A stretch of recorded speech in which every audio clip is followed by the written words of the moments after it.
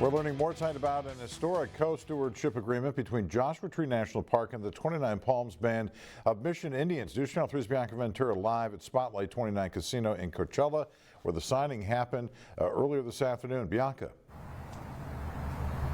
Hi, John. You know, like you said, it's a historic agreement between Joshua Tree National Park and the 29 Palms Band of Mission Indians. Now, not only is this partnership going to help those two parties work together well, it's also going to allow the millions of people that visit Joshua Tree National Park have better access to the tribes that have lived on that land and continue to call it home.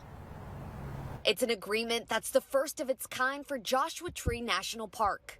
And this means a lot to the tribe because it just shows that the tribe and the government, like a government relationship like Joshua Tree National Park, can now take that step forward in creating something together jointly. The national park will continue working closely with the 29 Palms Band of Mission Indians. The two parties signed a letter of collaboration back in 2020, prioritizing sharing the land and resources.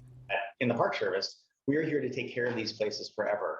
And I think the chairman shares that kind of an idea. And whether that is the sacred stories of the people that lived here, whether it's the tortoises that we have in the desert, whether it's the landscapes. This co-stewardship agreement will allow both the tribe and the national park to make decisions regarding finances, management priorities, and amenities.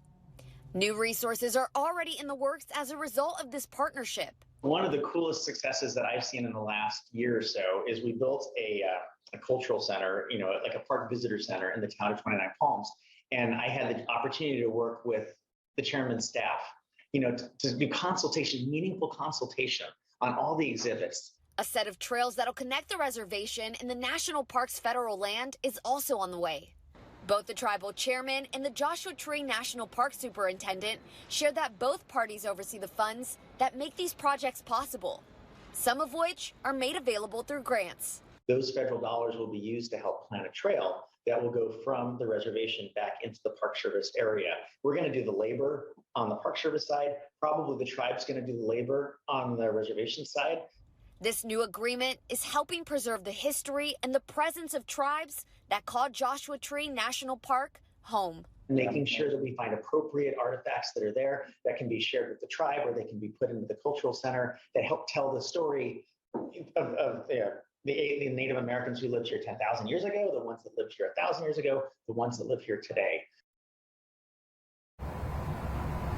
And those agreements are fairly new throughout the country. In September of last year, a joint secretarial order was published encouraging those types of partnerships. So right now throughout the nation, there's about 80 agreements between national parks and tribal communities. Live in Coachella, Bianca Ventura, News Channel 3.